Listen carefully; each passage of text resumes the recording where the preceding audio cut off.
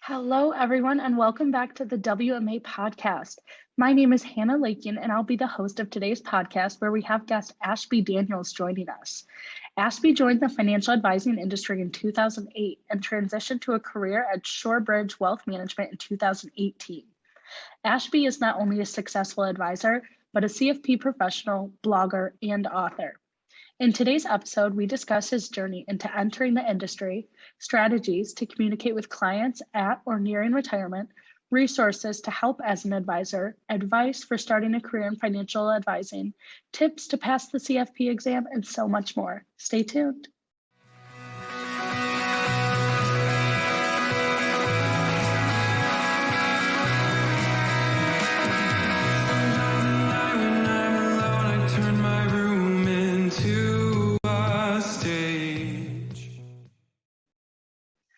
Welcome back, everyone, to another episode of the WMA podcast. Today, we have joining us Ashby Daniels, who is a CFP professional and currently Chief Operating Officer of Shorebridge Wealth Management. Welcome, Ashby, and thank you so much for joining us and being here. Thrilled to be here. Thanks for having me. Yes.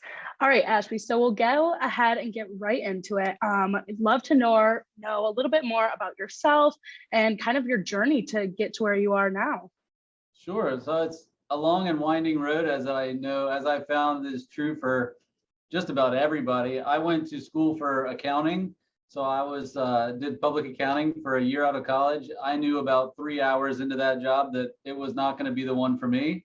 But I liked working with numbers, but I wasn't sure what I wanted to do at that point. At that juncture, I transitioned over to actually building houses. Doing like construction superintendent work and stuff like that. That sounds very far off the mark, but that was what I grew up doing. My family had a construction business and stuff like that. So it worked in my life. But while I was doing that, I kind of figured out that where my real love was, working in finance. And I mean, the things I was reading for fun was, all the magazines that I now discourage people from reading. But that was what sparked the interest in any case. So that was where kind of the interest came from. So I joined the business, I became a financial advisor in November of 2008. So as the market was basically collapsing was when I decided to get into the business. But it was a great time to join the business actually, because, opportunistically when the world is burning down is generally speaking, a great time to add value to people's lives. So I joined in 2008. I was with a different company for about 10 years. I found that wasn't a fit for me after a while. I wanted to do some different things that weren't really opportunities at my old firm. So I joined Shorebridge in 2018. So in February of 2022, it'll be 4 years I've been here and love every second of it. Yeah, awesome. So how was that transition from, going with a firm for 10 years and then, transitioning to Shorebridge? That was a difficult one. I mean, it wasn't a difficult decision, but it was a tough transition. I have a wife and 2 kids. My wife is incidental CPA. She's been at home with our kids since our oldest was born 8 years ago. He was 4 at the time when I transitioned over to Shorebridge. But it was very, a leap of faith, if you will, but it was one that needed to be taken. And, luckily I'd been an advisor for the previous decade and I was somebody who followed my own advice. We were significant savers and, we were prepared financially to take the risk. And so, one thing I find is interesting is that in our industry, a lot of people do not take their own advice. They live, as high on the hog as they can do it. And, they spend everything that they make for the perception that they're doing really well. And generally speaking, that's not a very smart thing to do, as you can imagine. So luckily, we did take our own advice for north of a decade. So we were very prepared financially to make the jump, but it was still very stressful. Definitely. Yeah. So I guess if you don't mind talking, I read a little bit that, you went towards working with families at or nearing retirement. Can you kind of talk about, why you wanted to work in that direction, or, kind of how that's going for you. Well, it was definitely an interesting, I guess, I don't want to say transition, it was an interesting choice given, my age. I probably became really interested in working with people who are at or nearing retirement somewhere along the time I was 30, which if you think about it, if I'm helping people who are 60, 65, I am in most cases the exact age of their children.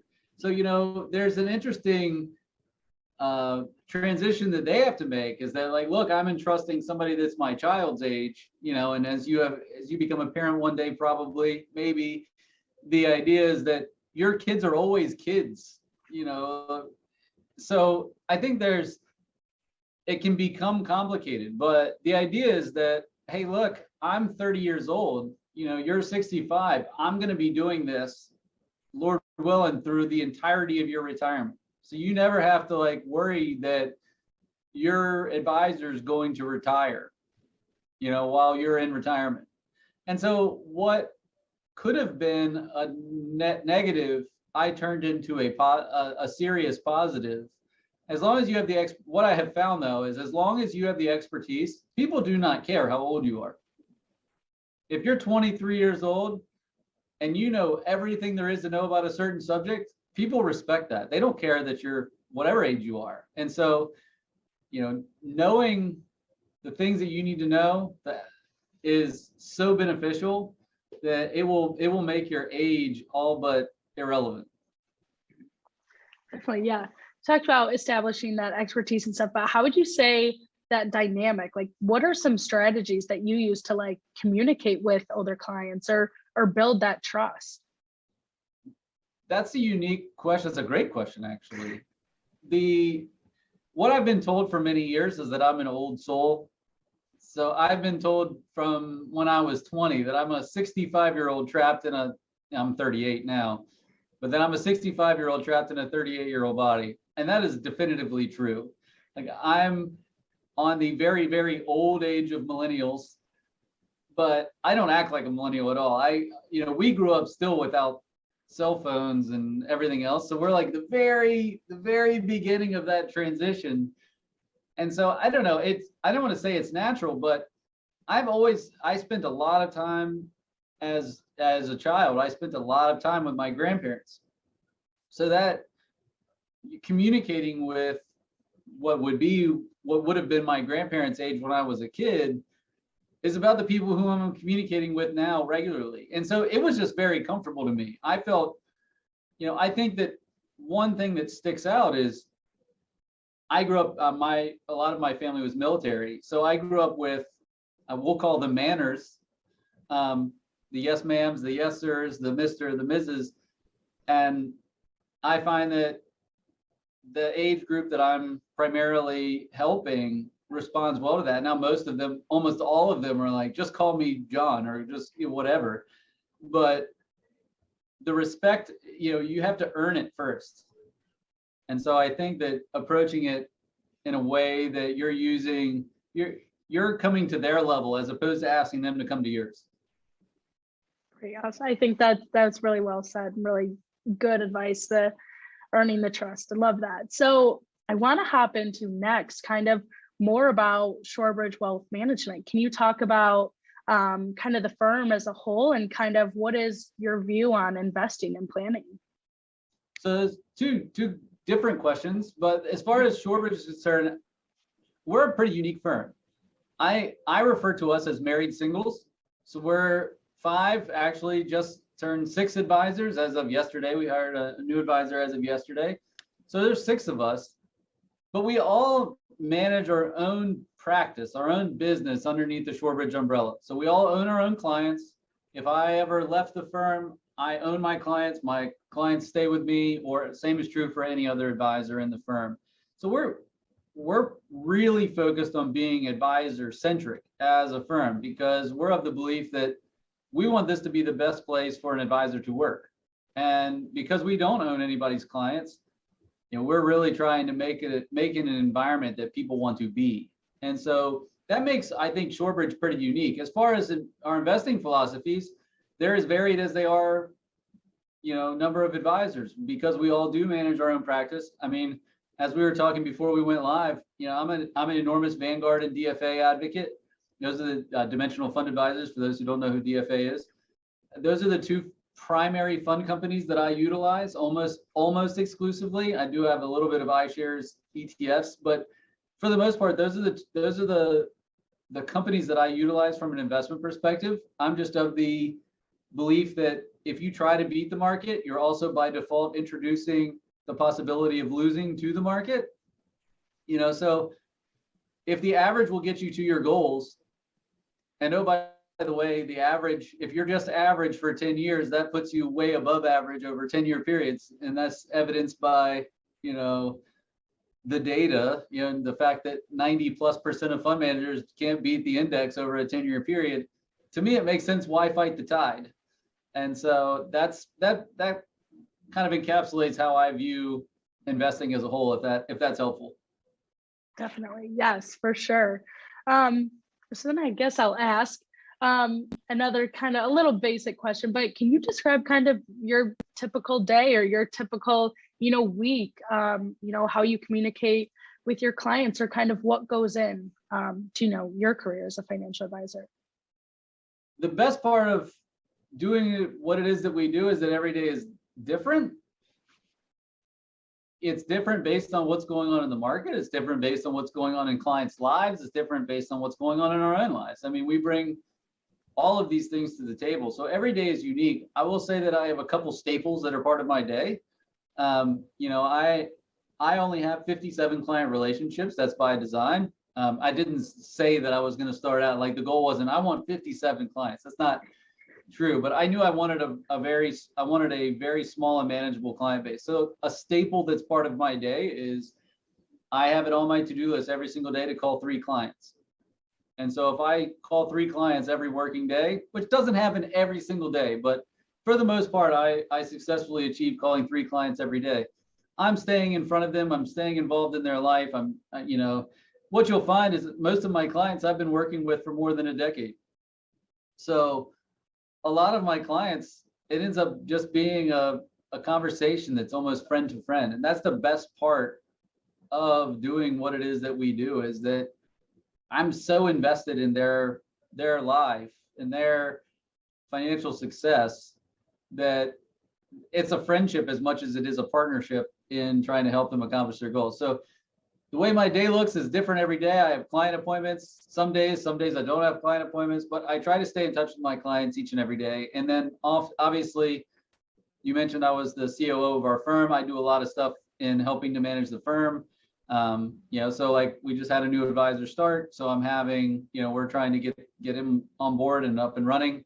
So there's a variety of things that could come about. My day is different every day, which is actually makes it great. I agree. I think the different day, the different weeks, I think it's a good quality of having a career in financial advising. You've mentioned a couple of these, throughout talking, but what do you think are some, characteristics or some traits of, a really successful financial advisor? Are those successful characteristics of someone who can, communicate well with their clients? Well, I think you said it best right there, is the ability to communicate well, the ability to communicate at times either complex or scary times to kind of help your clients practice rationality in times of great uncertainty. And so being able to communicate well is one part. I think that getting started, if you're working in, let's call it a traditional financial advisory company, I mean, being a hard worker goes without saying. I mean, my first 4 years in the business, 4 or 5 years in the business, I mean, I worked, I don't know, 10 to 15 hour days, depending on, while I was getting my business up and running. Now that's certainly not the case. I mean, I don't work those many hours anymore, but being a hard worker, being willing to do whatever it takes to get it off the ground, I kind of approached my first few years in the business as I don't have a choice but to succeed. And I would do whatever it takes in order to succeed, obviously, ethically speaking. But, the hours were not going to be in question. So that was part of it. And then I would say, last but not least, last but probably first is caring for your clients. I mean, I treat every client, or at least I do my best to treat every client as if they share my last name. I want them to feel like I care about them as much as I care about my own family. And I think that if you approach it from that perspective, success is probably inevitable. I mean, what sets me apart from any other advisor? Well, this is not able to be measured. I think most things that are important aren't able to be measured. But I genuinely say that, like, look, I'm going to care about you as much as anybody who doesn't share your last name. And I hope that they feel that. I want them to feel that. I'm not in the business of selling anybody on anything, myself included. If I'm not the right fit to work with somebody, that's okay. I just want them to know that there is somebody who cares for them. If it's, presuming that means that it's the right fit, then we probably have a basis from which to work. So I don't know if that answers the question, but those are the things that come to mind. Yes, I think it answers it perfectly, and I'm sure our listeners will really appreciate all of that. So yes, thank you. I want to pivot a little bit. I saw a little bit about your blog. So would you mind kind of sharing a little bit more about that and, touching on the process of starting your blog and kind of what that, plays in your life? Yeah, so for the first 3 years after I joined Shorebridge, I wrote a post pretty much every week. I think I wrote something like, I don't know, I probably wrote 200 plus blog posts over 3 years. However, ironically, given the question, almost stopped writing on it. And that has more to do with the fact that I stopped taking on new clients.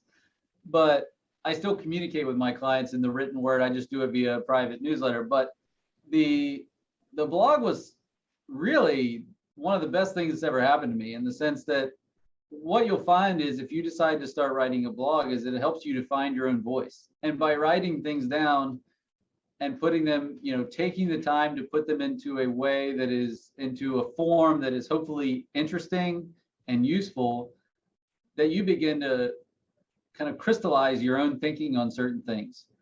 And so early on, I was writing more for, I don't want to say SEO, but I was writing more for that search engine optimization, for people who don't know. I was writing more for the search engines than I was on things that I was truly interested in. And then over time, I think Michael Kitces talks about how it takes 3 years for a blog to take hold. And that was probably true. It probably took me between 2 to 2.5 years to really find what my voice was specifically. And so, but writing has changed my life in so many ways. I mean, I've written a couple books as well. I've done, I do some other writing projects that are really fun. So that said, I know this isn't the question, but I don't think the medium is the important part. If you like doing video, then do video. If you like writing, then write. If you like doing podcasting like you're doing, then podcast. I think that whatever way connects with you is what you should be doing. But whatever it is, find that thing and then do it a lot. Awesome. Yeah, I think it's a great way to, find your voice and then express it. So I think that's awesome. So you're way ahead of the game already. You're doing this podcast. You're gonna be an old hat by the time you actually get started in the business. Oh gosh, well, we can hope. But yeah, now I want to talk a little bit about the resources that you use to help you as an advisor. So books, or other financial advisors, or any other blogs, or kind of, I guess, what resources do you have to help you up to date with the market, or keeping yourself successful in this field?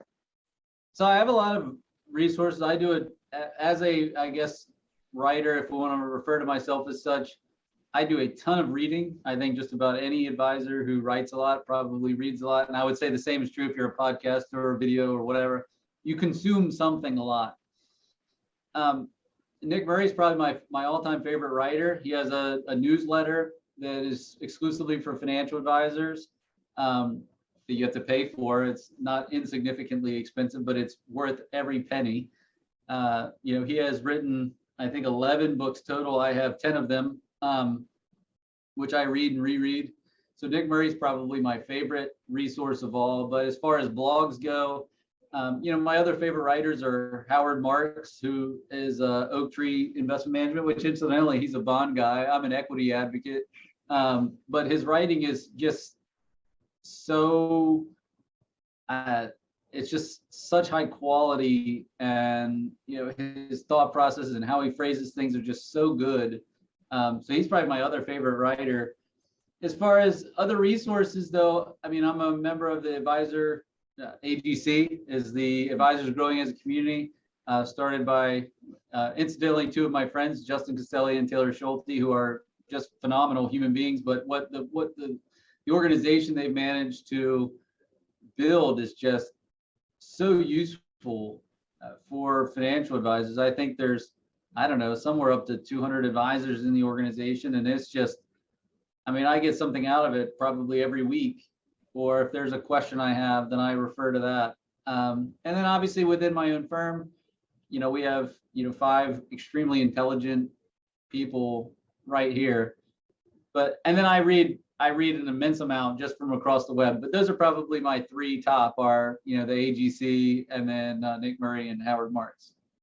Definitely. I think all the resources, amazing. And I feel really lucky to be, be in the AGC through this mentorship program with Michigan State. So definitely amazing and great resources. Excellent. Yes. So I want to ask, what is something you think people should know about financial advising or about this industry that's not talked about enough? There's a lot of people trying to do good work. Our industry, frankly, doesn't have the best reputation historically. But I can tell you that from the advisors who are in the AGC, as an example, the advisors I surround myself with locally, I mean, I'm in a local mastermind, here in Pittsburgh, and there are just so many good people who are really trying to make a difference in people's lives and in our industry and leave their mark on our business. And I think that it gets lost in a lot of the kind of old sales culture that exists. And I am hoping, I'm also kind of bullish, if you will, on, I mean, look at you, Hannah, like the diversity, both from a gender perspective and, ethnicity, people of color coming into the business. Like, that is so exciting to see the business change from, what was called old, stale, and male to, looking like the rest of the world, which is just so good to see. And so I don't know if that's I can see the tide shifting, and it's a welcome shift. And I think that with that comes hopefully the extinction of the old culture that kind of this business grew up around, to one of, living by the fiduciary standard and, doing right by people. So I don't know if that answers the question, but that's definitely, nope. That's what's on my mind anyway. Definitely. I think it does, for sure. Then now I want to talk about, you kind of mentioned this, but I guess what advice do you maybe have for, people who want to, enter into this industry, who maybe don't really fit that, stereotype of what it should be. I know a lot of our listeners are students who are, maybe wanting to pursue a career in financial advising. So I guess what advice do you have for them, or maybe more specifically, what advice do you have for women who might want to enter into this industry? Well, that's a great question. And I think that, first of all, is to, if you can, find a mentor. But I think more than anything else, I would say develop a reputation for something. There's Caitlin Cook. I don't know if you know who that is, but she started writing a blog when she was still in school. I don't even remember where she was in school. We're friends on Twitter. I don't even know her personally, but she comes to mind as somebody who has made a really interesting career for herself.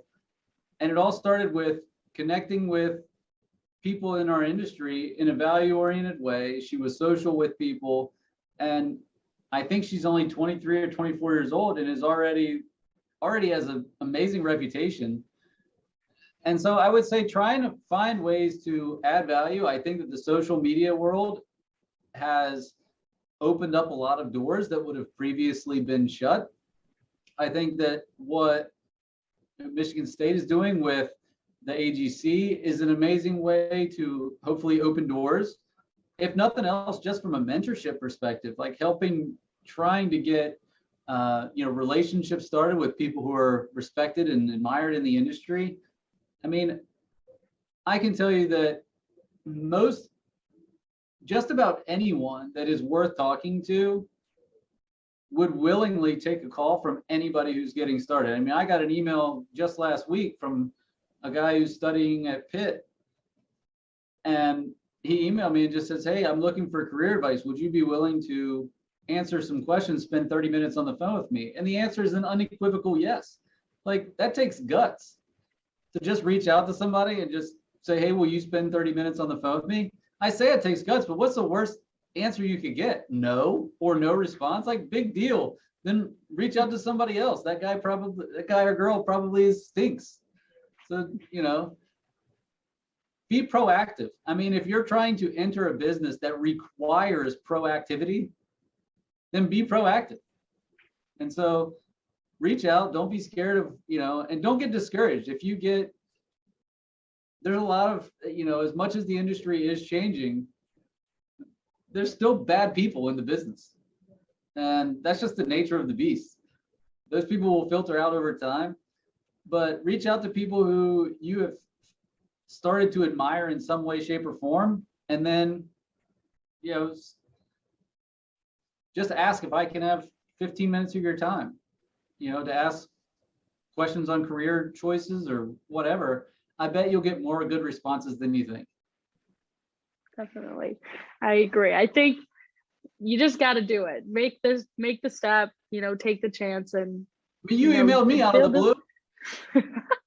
Yeah, of course I'm happy to do this. Yeah, definitely. I think being proactive and building those connections, establishing those relationships goes a really long way. So yes, thank you for saying that for sure. To kind of end it, I know a lot of our listeners are students and thinking about taking the CFP. I know you're a CFP professional, so can you talk a little bit about that process or any advice you have, for taking and completing the CFP exam? So the best advice I can give anyone is take a live review course. And then just do exactly what they tell you to do. I mean, I did my CFP courses through the American College. So I did the 6, I don't know, I think it's changed. I did mine in 2013 or 2014 or something. And I did the 6 courses, each one had their own exam, and then you obviously have to take the CFP exam itself. I think it's changed a little bit since then, but the point is still the same, which is the courses were what they were. I mean, I did fine in them, whatever. But the live review course is what prepares you for the CFP exam. And so if I had any advice, I would say do your live review course and then do exactly what they tell you. I took a live review course, and somebody gave me this advice and I said, got it. I took a live review course, and I mean A to Z, did exactly what they said to do after the exam. And I may be the only person who you'll ever hear say this, but I thought the CFP exam was easy.